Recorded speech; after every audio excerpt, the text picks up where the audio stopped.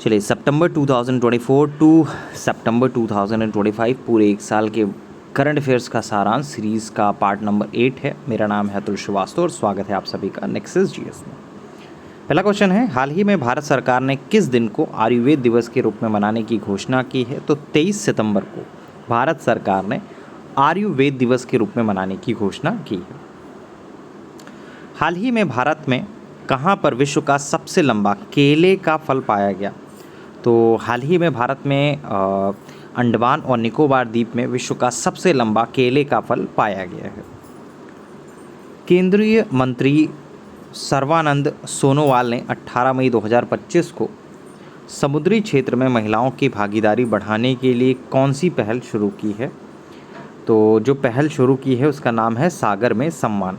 Next है, Geneva में आयोजित 78वीं विश्व स्वास्थ्य सभा के दौरान भारत को किस बीमारी के उन्मूलन का प्रमाण पत्र मिला है? तो हाल ही में ट्रेकोमा से ट्रेकोमा नामक बीमारी से उन्मूलन का प्रमाण पत्र मिला है। अब देखिए, ट्रेकोमा जो है आँखों की बीमारी होती है, एक ये भी क्वेश्चन पूछा जा सकता है।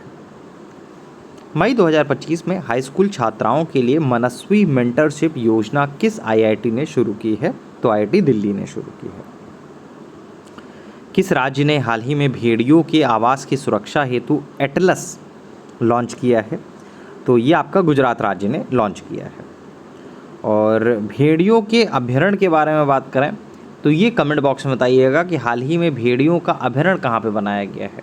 ठीक है, तो कई बार मैंने अभी रिसेंट में पढ़ाया भी इस चीज़ के बारे में। तो भेड़ियों का अभ्यारण्य कहाँ बनाया गया है ये कमेंट बॉक्स में आपको बताना है। मई 2025 में देश का पहला पूर्ण साक्षर राज्य कौन सा बना था? तो अभी तक तो फिलहाल वर्तमान तक 4 बन चुके हैं, लास्ट जो है हिमाचल प्रदेश है, लेकिन मई 2025 में देश का जो पहला पूर्ण साक्षर राज्य बना था वो आपका मिजोरम बना था। प्रधानमंत्री मोदी जी ने 22 मई 2025 को पुनर्विकसित 103 रेलवे स्टेशनों का उद्घाटन किस योजना के तहत किया था? तो अमृत भारत स्टेशन योजना के तहत किया था।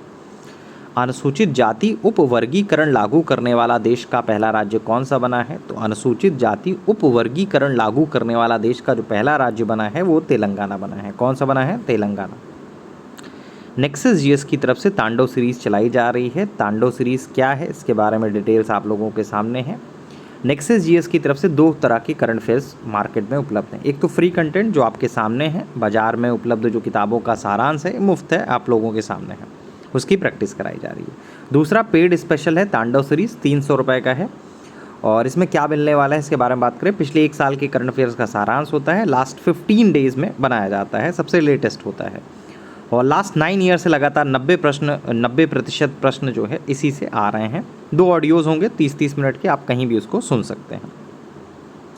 पेमेंट करने के तरीके के बारे में बात करें, यूपीआई आईडी आपको 2 तरीके से दिए गए हैं और पेमेंट करने के बाद स्क्रीनशॉट जो है हमारे व्हाट्सअप नंबर, इस नंबर पे भेज दीजिए 7080540001। तांडव सीरीज़ चुनने के कारण क्या है? कम समय में आप हाई लेवल की तैयारी कर सकते हैं, सुनकर पढ़ाई बहुत आसानी से हो जाती है, किताबें ढोने की आवश्यकता नहीं पड़ती है और लगातार रिजल्ट देने का एक भरोसेमंद कंटेंट है। इसके अलावा तांडव सीरीज़ के साथ आपको फ्री में मिलेगा इन्वायरमेंट और जनसंख्या के to the point solid notes. ठीक है, चलिए, और इसके अलावा जो आपका ये सीरीज़ चलाई जा रही है इसका भी पीडीएफ आपको वहाँ पे मिल जाएगा। जो ये आपका करंट पे सीरीज़ चलाई जा रही है इसका पीडीएफ आपको पेड बैच में ही, यही तांडव बैच में ही मिल जाएगा। चलिए, हाल ही में किस राज्य ने कक्षा 10 के सभी छात्रों के लिए रोबोटिक्स शिक्षा जो है वो शुरू की है? तो केरला ने। अप्रैल 2025 की बात है। यूनेस्को की विश्व स्मृति रजिस्टर में कौन से भारतीय ग्रंथ शामिल किए गए हैं? तो कौन सा शामिल किया गया है? भगवद गीता और नाट्यशास्त्र। अप्रैल 2025 में आईआईटी हैदराबाद और सेना ने दुनिया का पहला 3D प्रिंटेड सैन्य बंकर कहाँ स्थापित किया? तो लेह लद्दाख में किया है। 24 अप्रैल 2025 की बात है। भारत का 107वां राष्ट्रीय उद्यान कौन सा घोषित हुआ है? तो सिमलीपाल टाइगर रिजर्व घोषित हुआ है।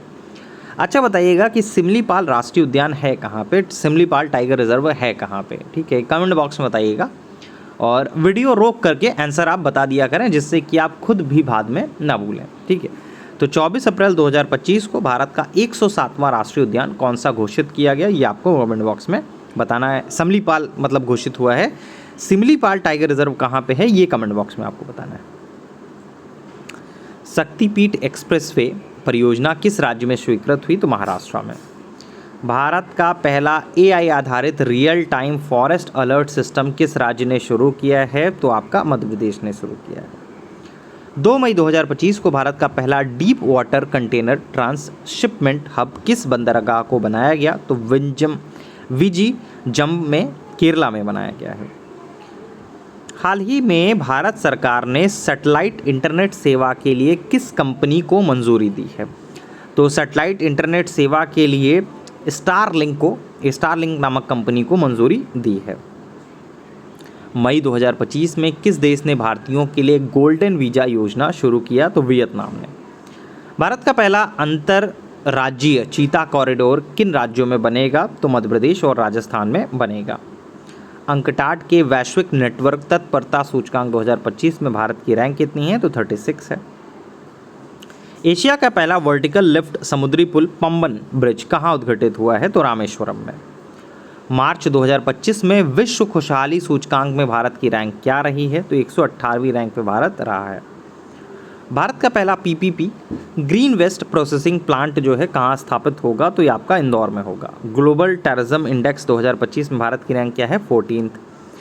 प्रगति पथ योजना किस राज्य ने शुरू की है? तो कर्नाटका राज्य ने प्रगति पथ योजना की शुरुआत की है।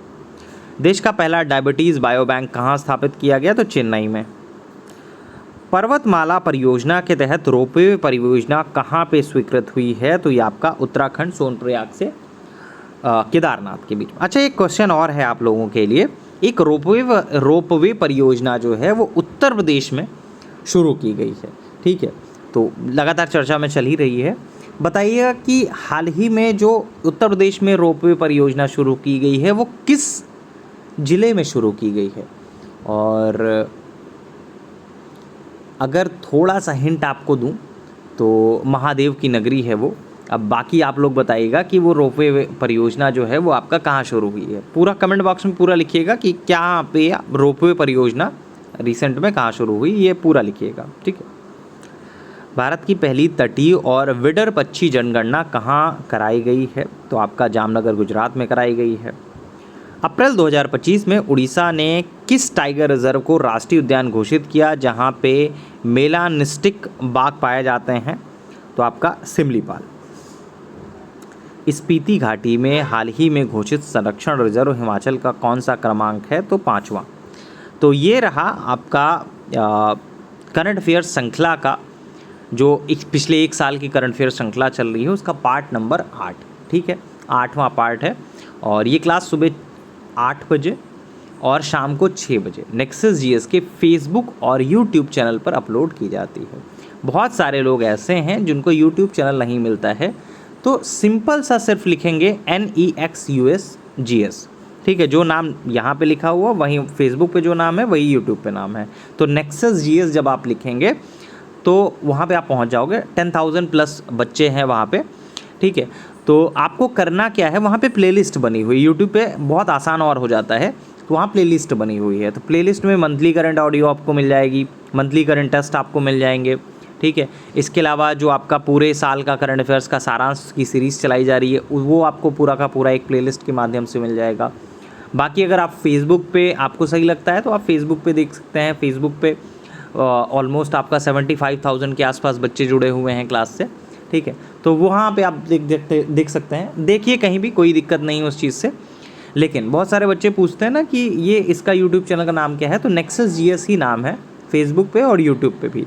और टेलीग्राम चैनल पर बहुत सारे PDF अपलोड किए जाते हैं हमारे।